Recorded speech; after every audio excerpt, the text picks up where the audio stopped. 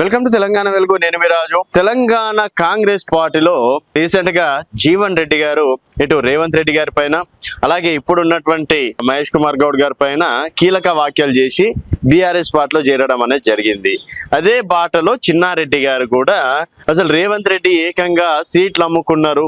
గతంలో సోనియా గాంధీ గారు నాకు పైసలు లేకున్నా ఖర్చు పెట్టుకొని మరి నన్ను గెలిపించాలని చెప్పేసి రేవంత్ రెడ్డికి చెప్తే రేవంత్ రెడ్డి మెగా కృష్ణారెడ్డి తోటి ములాఖత్ అయ్యి టికెట్ అమ్ముకొని ఆయన దగ్గర పైసలు తీసుకొని టికెట్ నాకు రాకుండా చేసిండు. ఈరోజు మెగా కృష్ణారెడ్డి ఏమో కమిషన్ల కోసం తన కాంట్రాక్ట్లు ఇస్తలేరు అని చెప్పేసి అభివృద్ధిని అంతా ఆపేసిండు. సో వనపర్తి నియోజకవర్గ ప్రజలు నా దగ్గరకు వచ్చి వాళ్ళ బాధలు చెప్తే నేను చూడలేకపోతున్నా. అలాగే కాంగ్రెస్ పార్టీ నుంచి నన్ను బయటికి గెంటేయడం కాదు, నేనే మెగా కృష్ణారెడ్డిని బయటికి గెంటేస్తా అని చెప్పేసి చిన్నారెడ్డి గారు హాట్ వ్యాఖ్యలు చేయడం. తర్వాత కోమటిరెడ్డి రాజగోపాల్ రెడ్డి గారు అసలు ఈ ప్రభుత్వం ఆంధ్ర వాళ్ళ మోచేతి నీళ్లు తాక్కుంటా పరిపాలిస్తుంది, అసలైన కాంగ్రెస్ నేతలు లేరు అంటూ కూడా రీసెంట్ గా తను హాట్ కామెంట్స్ చేసినటువంటి ఘటన చూసినాం. సో ఏకంగా మరి ఇక్కడ అంటే రెడ్ల పార్టీ అని చెప్పేసి కాంగ్రెస్ పార్టీకి నిన్న మొన్నటి వరకు అనుకున్నాం. ఇప్పుడు రెడ్లే ఏకంగా కాంగ్రెస్ పార్టీ పైన తిరుగుబాటు చెయ్యడాన్ని ఏ విధంగా చూడాలన్నది మాత్రం ప్రస్తుతం కాంగ్రెస్ పార్టీలో జరుగుతున్నటువంటి హాట్ టాపిక్. రీసెంట్ గా మందుల శామ్యుల్ అలాగే చామల కిరణ్ కుమార్ రెడ్డి కావచ్చు, తర్వాత మందుల శామ్యుల్ వర్సెస్ కోమటిరెడ్డి బ్రదర్స్ కావచ్చు, ఈ విధంగా ఇక్కడ చూసినా కూడా ప్రస్తుతం రెడ్డి రాజకీయాలు మాత్రం కాంగ్రెస్ పార్టీని వీడటం లేదు.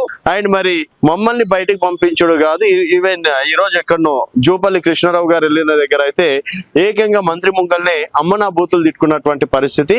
ఇక్కడ ఏంటంటే కొత్త కాంగ్రెస్ వర్సెస్ పాత కాంగ్రెస్ వాళ్ళకి అవకాశం ఇవ్వట్లేదు, కొత్త కాంగ్రెస్ వాళ్ళకి అవకాశం ఇస్తున్నారని చెప్పేసి మంత్రి గారి ముందర బూతులు తిట్టుకున్నటువంటి పరిస్థితి. అండ్ మహేష్ కుమార్ గౌడ్ గారు ఈరోజు ప్రెస్ మీట్ లో ఉండి డెఫినెట్ గా దీనికంటూ క్రమశిక్షణ కమిటీ ఉంది, డెఫినెట్ గా కమిటీ తన పని తను చేసుకోబోతుంది. అండ్ ఎవరైనా సరే పార్టీ కావచ్చు తర్వాత వేరే వాళ్ళ గురించి ఏమైనా మాట్లాడినా కూడా ఊరుకునేది ఉండదు అని చెప్పేసి కూడా మహేష్ కుమార్ గౌడ్ గారు చెప్పినటువంటి తీరు. మరి ఇది కాదు అంటే మరి కాంగ్రెస్ పార్టీలో ఇవన్నీ జరిగితే కాంగ్రెస్ పార్టీకి నష్టం వస్తుందా అంటే కాంగ్రెస్ పార్టీలో ఇవన్నీ జరగడం పిచ్చ కామనే. ఏకంగా గాంధీ భవన్ ముందే గల్లా పట్టుకుంటారు, తర్వాత ఎలక్షన్స్ వెళ్ళే వరకు ఒకటైపోతారు అని చెప్పేసి కూడా నాయకులు సమర్థిస్తుంటారు. సో ఇవన్నీ మా కాంగ్రెస్ పార్టీలో కామనే అని చెప్పేసి. కాకపోతే అప్పుడు సోషల్ మీడియా లేదు కాబట్టి ఇప్పుడు సోషల్ మీడియా ఎఫెక్ట్ అనేది కూడా రోజు రోజుకి పెరుగుతుంది కాబట్టి సో ఇవన్నీ ఎంత తొందరగా సల్లార్చుకుంటే అంత పార్టీకి బెనిఫిట్. లేకపోతే కట్టప్పలు అనేది కాంగ్రెస్ పార్టీలో వాళ్ళే తయారయ్యే అవకాశం ఉన్నట్లు కూడా ఈ సందర్భంగా చెప్పుకోవచ్చు.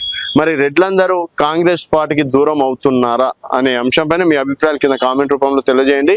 అండ్ అసలు సిసలైన కాంగ్రెస్ నేతలకు నిజంగా న్యాయం దొరకట్లేదా అనేది కూడా మీ అభిప్రాయాల కింద కామెంట్ రూపంలో తెలియజేయండి. చూస్తూనే ఉండండి తెలంగాణ వెలుగు.